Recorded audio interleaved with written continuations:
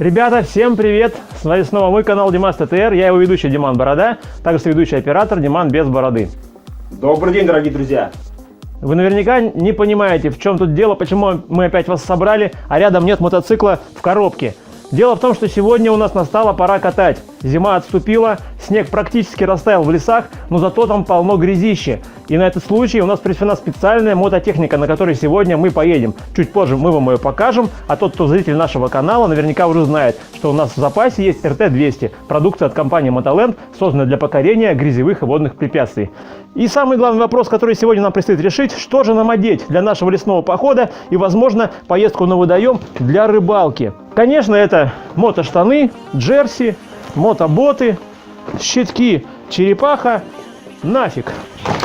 Сегодня нам пригодится специальный костюм для защиты от нежелательных гостей. Это клещи, которые одни из первых проснулись в лесной чаще. Дальше это, конечно же, штаны со специальными защитами от проникновения клещей. Вот такие клапана-уловители. Также мы берем запасные сухие носки, небольшие снасти для рыбалки, микросухпайок, а также сухпайок юного бойца-армейца. А я гарантирую, что в лесной чаще аппетит, ребята, у вас будет зверский.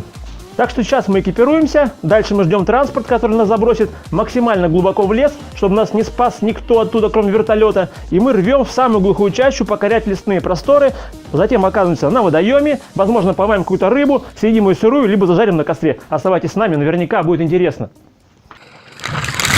Ребята, ну и специально для вас мы решили провести один очень значимый тест. Многие спрашивают нас, какая же скорость максимальная. И сейчас мы попытаемся это установить. Мы поставили GPS-спидометр на телефон, взяли наш любимый кронштейн, купленный на Алиэкспресс. Ссылку на него можно найти в описании к ролику. И сейчас попытаемся проехать вдоль проезжей части, вдоль северного объезда, ну и узнать, какая же максимальная скорость у этого девайса. Приступаем к нашим тестам. Активация двигателя. Спидометр наш работает, показывает в нуле. Надеюсь, что солнце не помешает разглядеть показания. Сделаю немножко свою камеру пониже, направлю ее на спидометр. Погнали!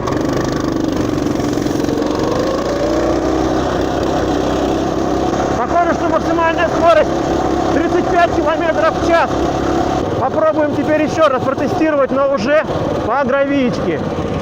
Поехали!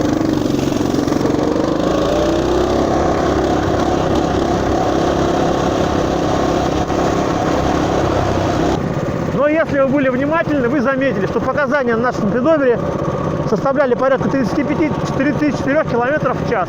Ну а сейчас я чувствую, нам надо немножко поэкстремалить и попробовать скатить вот сюда.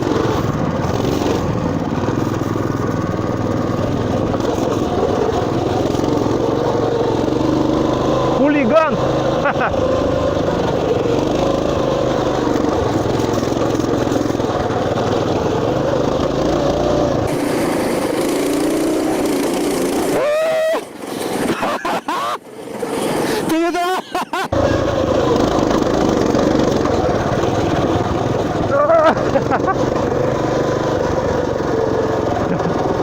Только что чуть не было краш-теста. Тяга, как у мотоблока, зверская. Если есть зацеп, то он сможет.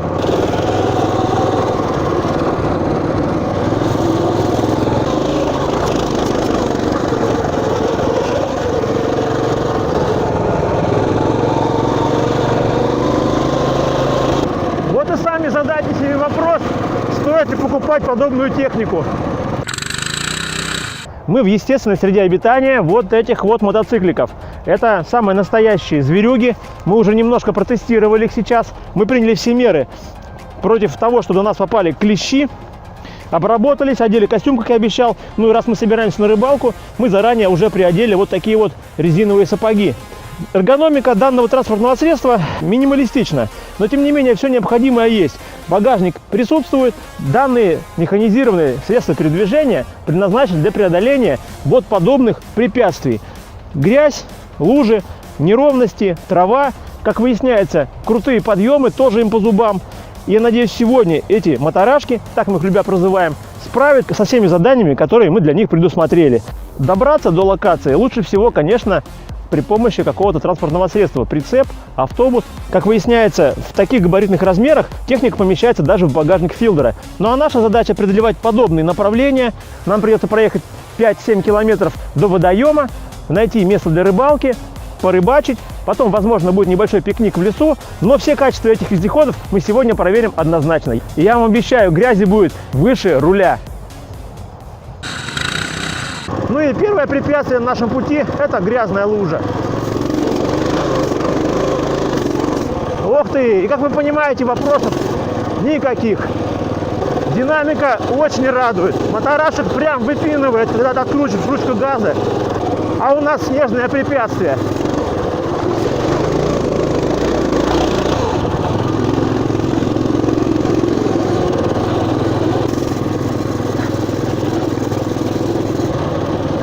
Не советую ехать на данном транспортном средстве на дальние расстояния, ну потому что это больше докатка до места локации, либо перемещение с одной локации на другую. Дело в том, что амортизатора заднего здесь, конечно же, нет. Ох ты! Я хапнул водиться. Самое главное и интригует то, что мы не знаем, куда мы едем. Мы здесь ни разу не катали на мотоциклах, и места нам абсолютно незнакомые.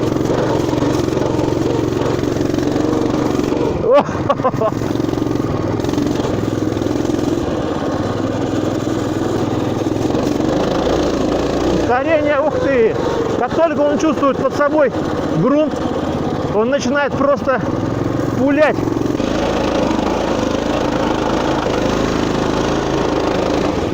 Вот в чем прелесть данного транспортного средства. Все дело в том, что он легкий и мобильный. При застревании можно легко толкнуть его ногой, либо и вовсе вытащить из лужи, в которой вы утонули. К тому же на нем можно вот так вот весело дрифтить.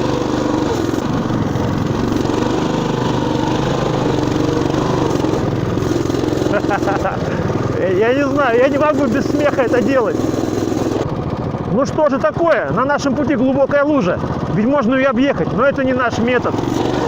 Мы должны проверить ее глубину. Поднимаем сапоги повыше.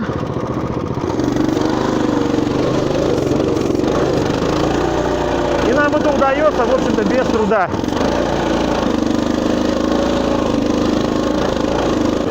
Малая высота вездеходов. Это второй плюс после малого веса. Что же будем делать, Дима? Это огромное бревно.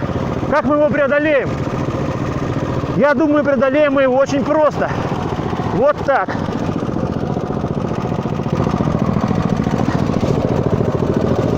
Опа!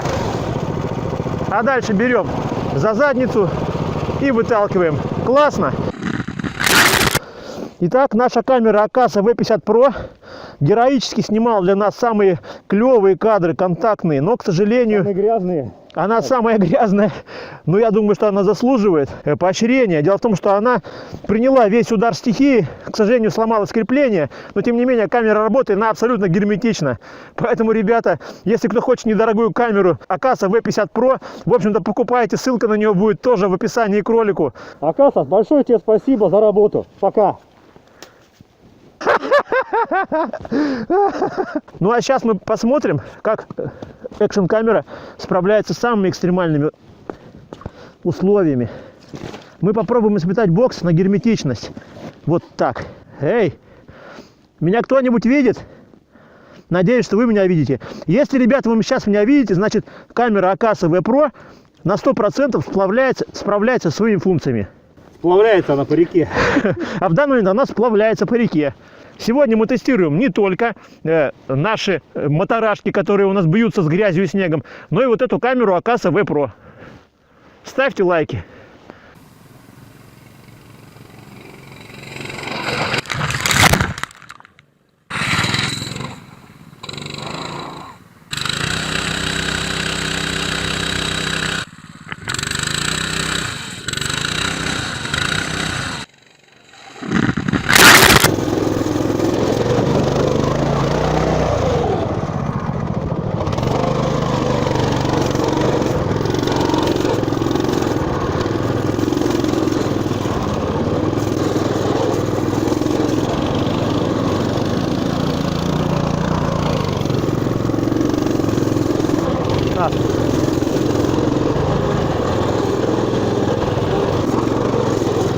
Стопе.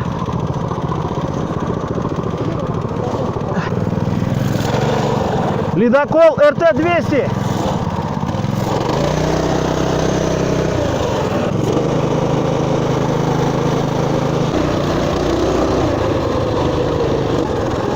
Ой, лужа, что делать? Естественно, ехать. Ой, лужа. Ой.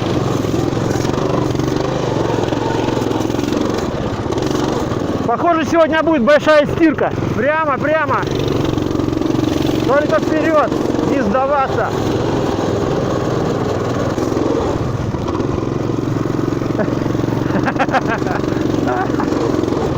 Прет, как раненый лось. Прям не шучу. Ребята, мы поняли, что техника может. Мы уже порядком грязненькие, моторашки тоже. Но они герои. Они справляются сегодня буквально со всеми задачами, которые мы ставим для них. Но мы решили придумать задание посложнее. По дороге может ехать каждый, даже по кривой. Как насчет фрирайда по лесу? Крутим баранку налево, нам туда.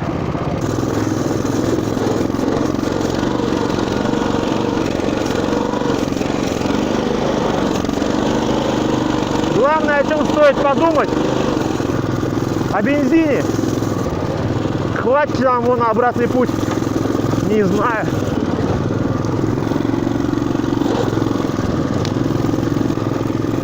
Итак, мы подходим к еще одному плюсу данной мототехники. Это маневренность. После малого веса и малых габаритов маневренность, она на высоте. Дело в том, что мимо таких деревцов и веточек проехать вам нечего делать. Сцепление здесь центробежного типа. Такое же, как на бензопиле, только размером раза в 3 больше. Поэтому никаких рукояток, рычагов нажимать не нужно. Просто крути ручку газа и вперед. С таким управлением справится любой ребенок, даже школьник.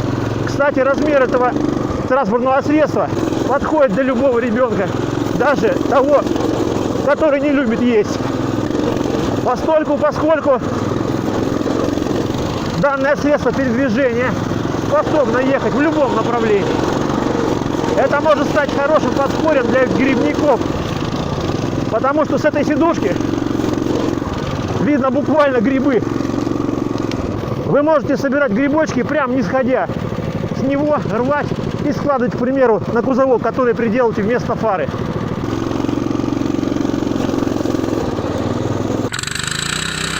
Лес закончился. Мы вышли на новую локацию. Теперь наш путь будет пролегать примерно вот по такой дороге. Как вы видите, здесь лес, грязь, еще толстый лед. И нас абсолютно здесь на наших вездеходах никто не ждал. Но я не обещал, что будет легко. Наш путь идет вон туда, на водоем, для того, чтобы забросить спиннинг, ну и открыть рыболовный сезон. Приглашаем вас в путешествие вместе с нами. Погнали! Ребята, как и обещали, наш путь лежит на восток, в сторону реки Обь, и он будет тернист. Болотные сапоги очень кстати.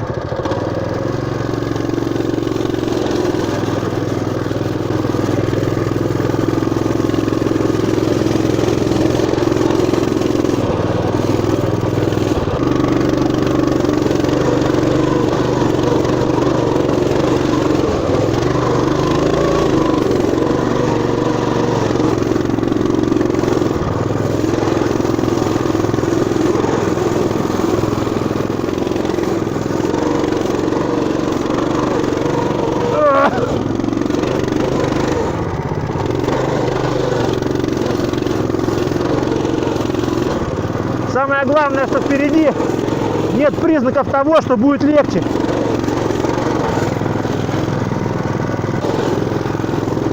Настоящая сосалова.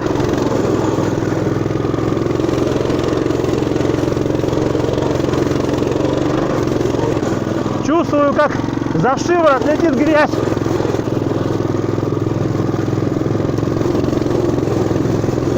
В колее он едет из-за того, что подножки не слишком широкие.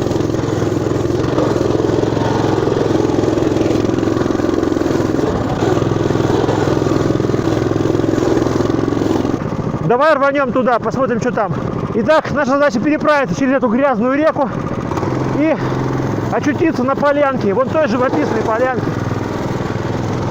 Если вы не можете покорить преграду, она вам не по зубам, то следует воспользоваться одним из преимуществ данного средства, а это именно его вес.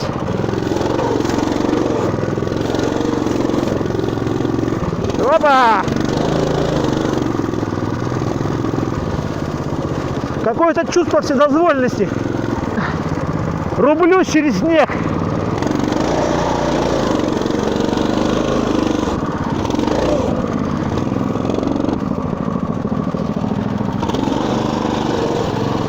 Давайте еще раз воспользуемся преимуществом. Надо ехать. Нам нельзя назад. Только вперед. Я понял стратегию. Надо загружать заднюю ось. Тогда можно ехать легко. О-хо-хо-хо. Ребята, нас ждет болото, настоящее Сосалово.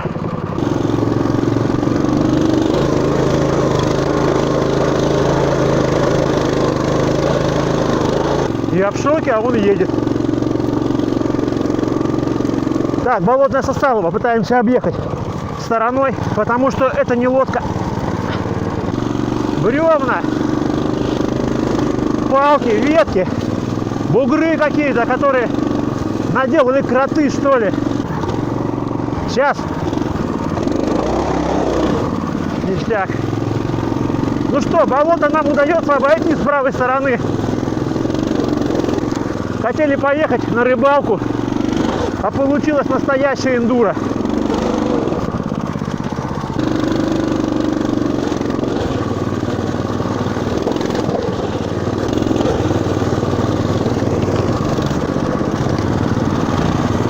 Бревна? Какие бревна? Ни разу не слышал.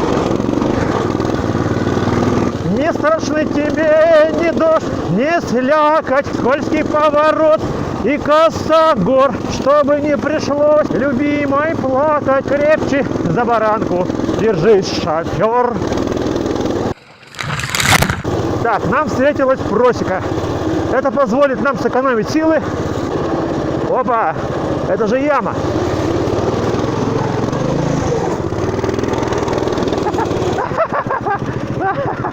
Диман, ноги выставлять надо, ноги.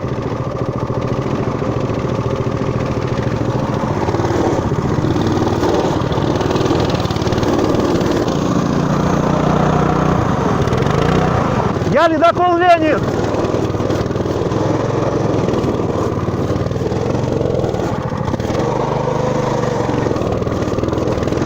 Заметьте, как только придавливаете пятой точкой, сразу начинается зацеп. Ой, куда ты меня тащишь? Эй, не хочу! Эй, не надо! Эй, оп. Когда грязь очень жидкая, важно сильно не откручивать ручку газа, потому что зарубежное сцепление моментально цепляется. И передача идет дикая на колесо. При этом происходит, естественно, снос задней оси, дрифт, ну и все, в общем-то, с вытекающими последствиями всего. Давай, давай, давай!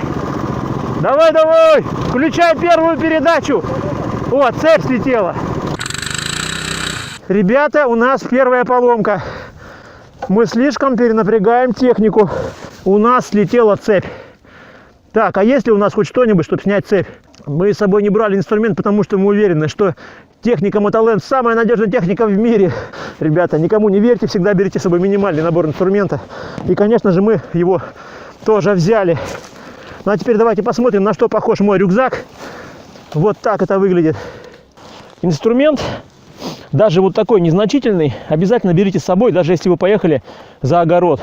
У нас слетела цепь с задней звезды. Нет ничего непоправимого. Во-первых, для ремонта вам нужна по-хорошему подставка. Можете воспользоваться вот таким бревном и сделать подставку естественного материала, который находится в любом лесу.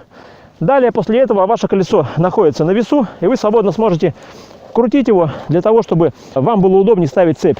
Причиной всего, скорее всего, стало растяжение цепи. Сейчас наша задача надеть цепь, не потерять ничего в траве, поэтому ложим это в то место, откуда это вряд ли упадет. Сиденье здесь очень широкое и комфортное. Ощущения, которые вы испытываете, это ни с чем не сравнимое чувство. Это как будто у тебя беговел, но с мотором. Причем с мотором диким, которым дает тебе бешеный пинок при откручивании ручки газа. Сейчас я нисколько не преувеличиваю, а если вы не верите, приобретите такой аппарат для себя, и вы поймете, что я не лгал. Для тех, кто не знает, как установить цепь, это несложно. Для этого надо сомкнуть концы цепи на звезде, чтобы они не сваливались, и затем надеть замок. Замок цепи надевается таким образом, что при вращении его расстегивающая часть смотрела назад по ходу движения. Проверяем, что все в порядке. Спасибо зарядке. Цепь у нас немного подрастянулась, это абсолютно нормально для новой цепи, но я думаю, до дома доехать нам вполне хватит. А нас разделяет с домом каких-то 30 километров.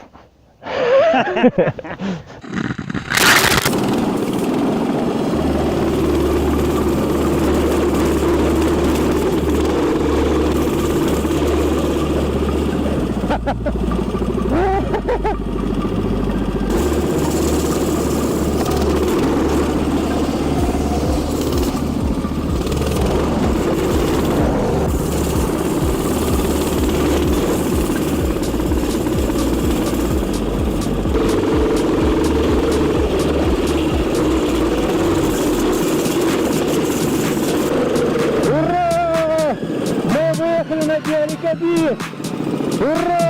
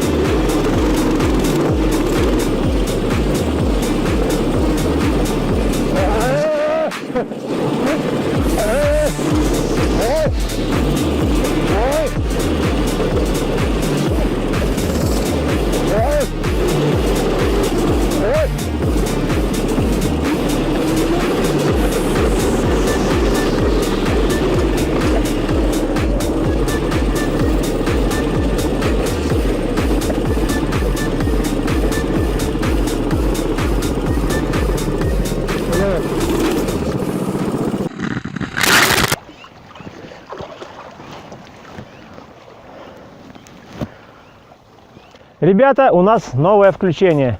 Если вы видите эти кадры, это означает одно. Мы все-таки доехали до водоема.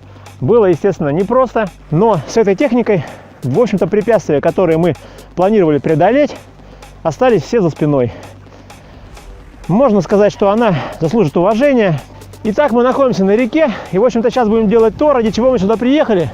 А это не только тест-драйв моторашек РТ-200, но и рыбалка. И сейчас попробуем открыть рыболовный сезон. Ветер у нас сегодня северный. В такую погоду обычно рыба не клюет. Но раз уж мы здесь, то, пожалуй, приступим.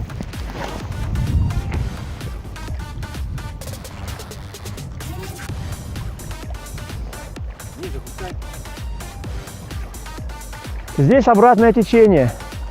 Есть шанс нарваться на щучку. Кажется, что-то есть. Или... Так, нет, кажется. Что-то мы уже поймали. Но, увы, это не рыба. Как говорят спортсмены-неудачники, главное не победа, главное участие. А мы скажем, что главное процесс.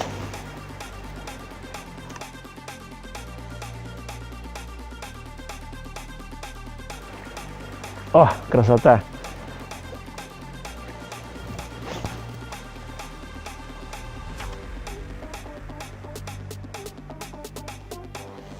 Скажу сразу любителям рыбалки, мы не профессиональные рыболовы, мы больше индуристы.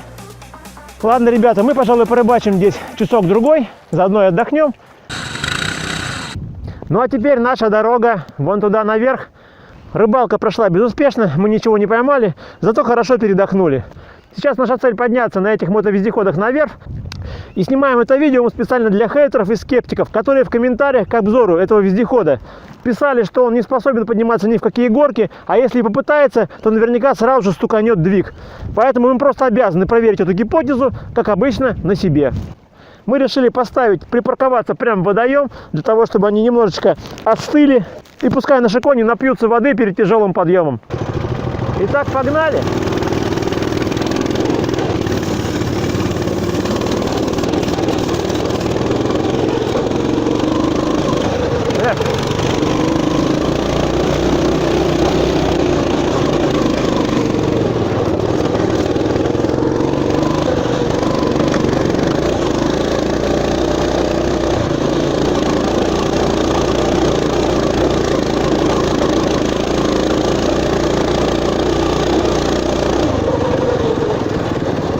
Ну что, гадкие хейтеры, убедились, что техника способна, причем способна сделать это очень быстро.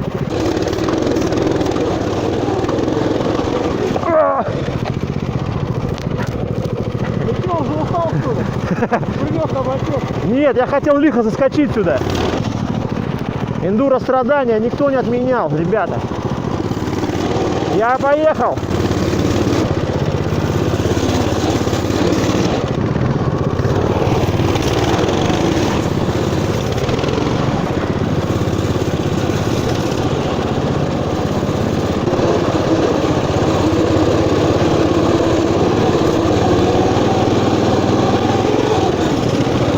А вот и дрова, Диман.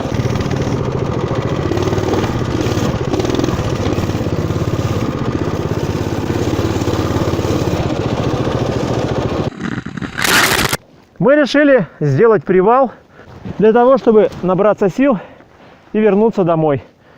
Сейчас мы соорудим небольшой костерчик, отдохнем, любуюсь вот этими красотами вместе с нашими боевыми друзьями. Лед уже вскрылся, Обь предстает в своей полной красе, вода потихонечку прибывает. Такие красивые виды доступны только весной.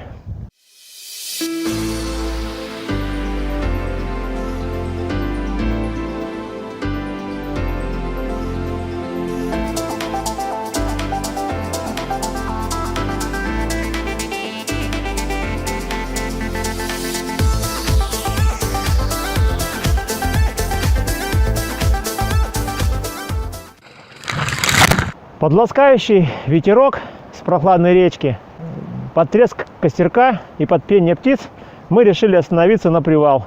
Отдохнув у водоема, мы немножко даже подзамерзли и решили согреться, ну и пришло время обеда. Приглашаем вас вместе с нами отдохнуть у костра. Ну а мы нашли еще одно удобнейшее применение для этого мотовездехода. Он может не только ехать, но он может хорошо стоять, служа мягкой, удобной сидушкой. Как говорится, человек может смотреть вечно на три вещи: на огонь, на текущую мимо речку или водоем и на то, как работают другие люди. Ну и пора нам наконец-то разобраться, какие припасы с собой. Ох, тут даже тарелочки есть. Сухой паёк, каша рисовая. Так, мясо фасолью, да? Печенюшки. Еще печенюшки. Консерва, да, это пюре из яблок. Повидло яблочное, а это типа зука, да? Только в армейском исполнении. Так, ребята, ну мы обнаружили одну вещь. Котелок мы забыли дома. Поэтому чая у нас сегодня не будет, а будет по-настоящему сухой паёк без чая. Ну, водичка-то все-таки у нас есть. Рыбы сегодня нам поймать все-таки не удалось. Ну, тогда, может, просто удастся погреться. Для тех, кто сидит дома, все еще на диване и смотрит наш ролик, пусть он будет сигналом, призывом к действию. Вставайте, собирайтесь и отправляйтесь на природу, иначе вы пропустите перед телевизором всю свою жизнь. Но сначала досмотрите, конечно, наш ролик до конца. А тем, кому нравится наш контент, нажимайте на кнопку подписаться. Также не забудьте нажать на колокольчик. Ставьте лайки, пишите комментарии. Они очень помогают в продвижении нашего видео и развитию нашего YouTube канала. Для тех, кто любит более технические видео, на нашем канале Димас ТТР Life, ссылку на который вы можете найти в описании к ролику, наверняка есть интересные видео и для вас. Ну а сегодня у меня в рационе самая энергетическая пища: грецкий орех, яблочки и замоченная заранее курага. Вид у нее, конечно, неприглядный, но я думаю, от этого вкус нисколько не пострадает. Итак, мы приступаем к нашей трапезе, ну а вы будьте с нами.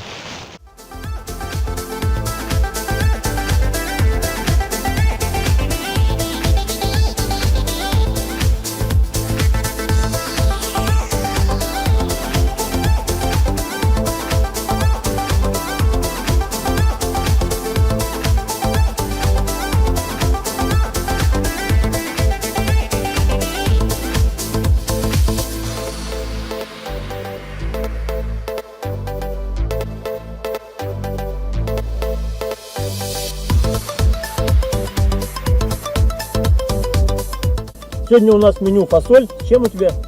Мясом. С мясом и каша рисовая. Ну, не знаю, наверное, тоже с Тоже с мясом. С каким-то мясом, да. Вообще мясо я не ем обычно. Но сегодня я такой голодный, что готов сожрать корову.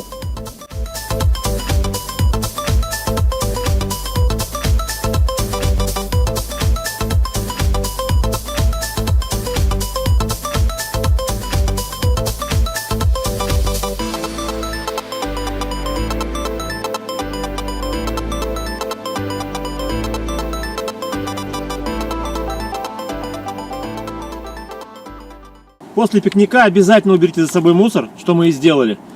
И засыпьте костер либо снегом, либо залейте водой. Не допускайте возгораний в лесной чаще. Берегите природу.